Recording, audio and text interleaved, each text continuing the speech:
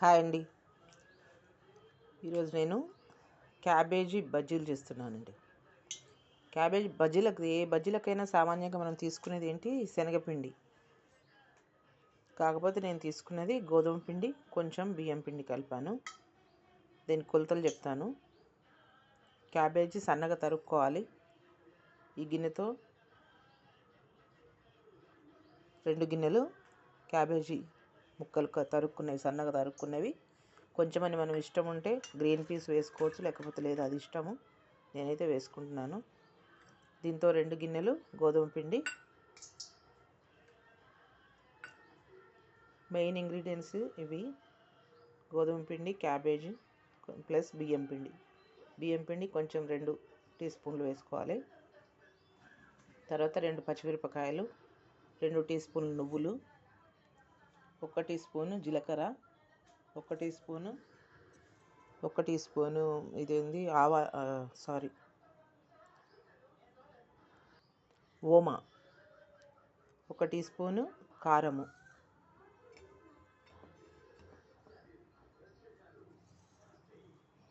నేను పొయ్యి మీద మొదలే నూనె పెట్టేసుకున్నాను. ఇవన్నీ కలుపుకునే లోపల నూనె వేడెక్కుతుంది కాబట్టి నూనె ఫస్ట్ పెట్టేసుకొని సిమ్లో పెట్టుకున్నాను మంట. ఇప్పుడు ఇవన్నీ ఫస్ట్ మామూలుగా కలిపేసుకోవాలి.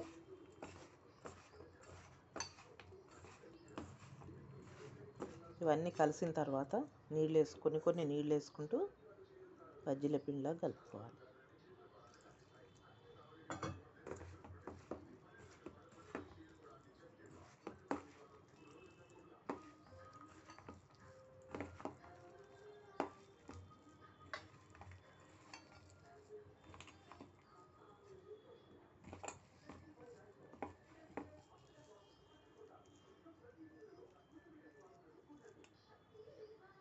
మంచిగా కలుపుకోవాలి.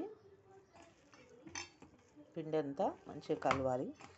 ఈ క్యాబేజ్ ముక్కలు, బఠానీ ఇవన్నీ మనం ఉప్పు కారం అన్నీ వేసుకున్నాం కదా, అవన్నీ కూడా మంచిగా కలవాలి.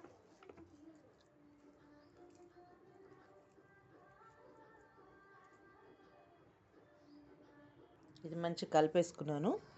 ఇప్పుడు నూనె వేగిందో లేదో కొంచెం వేసుకొని చూద్దాం. నూనె కాగింది. ఇప్పుడు ఇవి చిన్న చిన్నగా వేసేసుకోవాలి.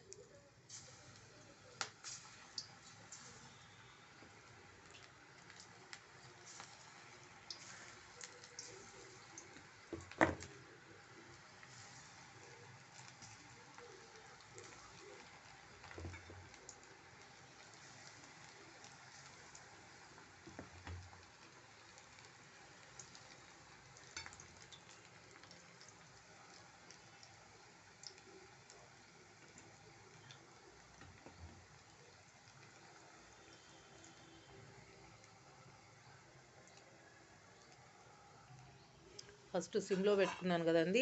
ఇదంతా ప్రాసెస్ నేను చేసుకునేసరికి నూనె బాగా కాలిపోయింది. ఇంకా దాన్ని కొంచెం నేను స్టవ్ పెద్దగా చేశాను. ఇప్పుడు కలుపుతుంది.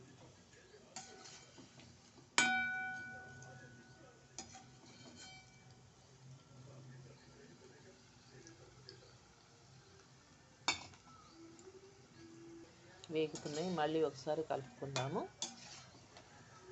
జాగ్రత్తగా కలుపుకోవాలి. ఇవి ఏంటంటే మరి మాడిపోకుండా గోల్డెన్ కలర్ వచ్చే వరకు కలుపుకుంటూ వేగనివ్వాలి.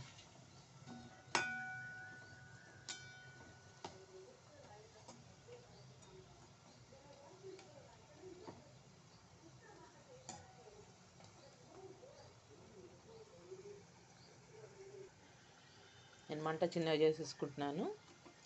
వేగినాయి చూడండి, గోల్డెన్ కలర్కి వచ్చినాయి, వేగినాయి ఇవి. ఇప్పుడు తీసేసుకుందాము.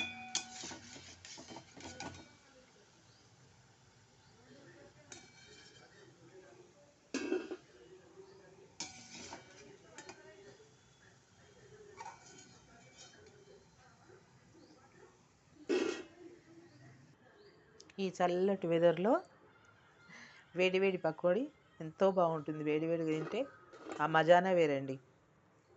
చూసారు కదా, క్యాబేజీ పకోడీ, బజ్జీ పకోడీ అనుకోవచ్చు. అంటే కొంచెం గట్టిగా చేస్తే పకోడీ, కొంచెం నీళ్ళు ఎక్కువ వేసి మెత్తగా చేసుకుంటే బజ్జీ అయిపోతుంది. అంతే, దాంట్లో తేడా ఏం లేదు.